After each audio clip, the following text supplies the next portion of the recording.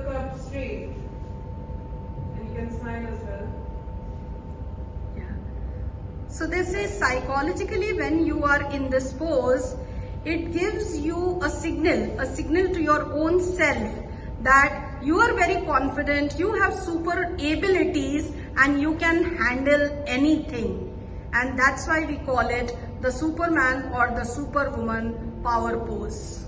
The next one is the cross arms power stance. So your legs still remain shoulder width apart and you just cross your arms and look up. And you can smile again. So this kind of a pose, it shows that you're very sure about yourself, but it also has a negative connotation. According to kinesics or body language interpretation, it means that you are not open to ideas from other people.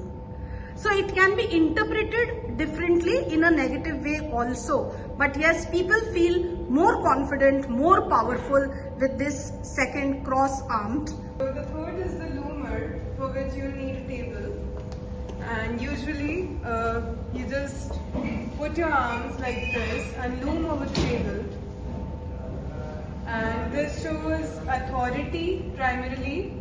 Besides that, it also, if you're with your subordinates, then you're probably looming over them or showing your superiority. So it's a kind of towering pose where others are sitting but you are towering above them, and you get a sense of authority when you are giving this pose, and fingers towards your own self but shoulders a little above. The next one is the steeple pose, wherein you web your hands and then you touch your fingertips and you stand.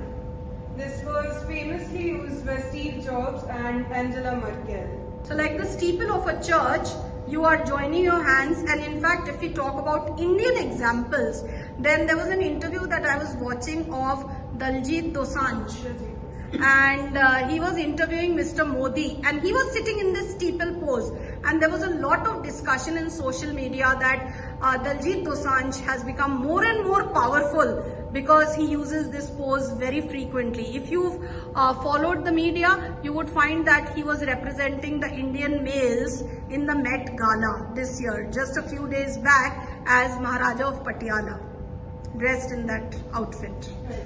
The next one is the victory pose, wherein you take your hands up and you make a V with them. Yeah, and what can you shout? Yeah. Yes. Yes, yeah, that's the expression. Victory.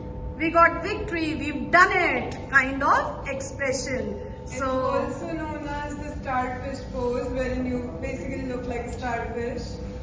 So that's the second thing it can be related with. and the the last one is the upright opener. yeah. Basically, you could call it that. The Shah Khan pose, which opens you to a lot of opportunities, and you want to explain?